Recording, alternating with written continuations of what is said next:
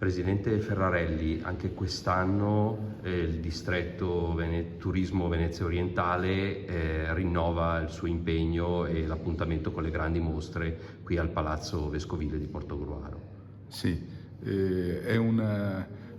rituale che si ripete.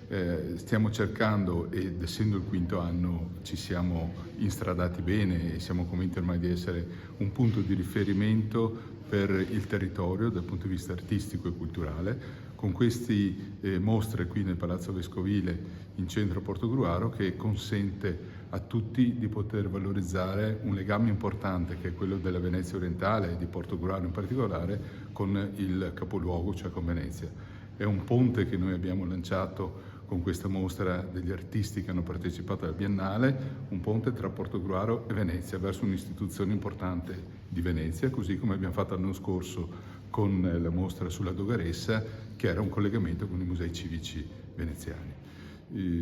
Quest'anno facciamo un ponte anche verso il Friuli, che è una terra che è vicina al Veneto orientale, che dialoga col Veneto orientale, perché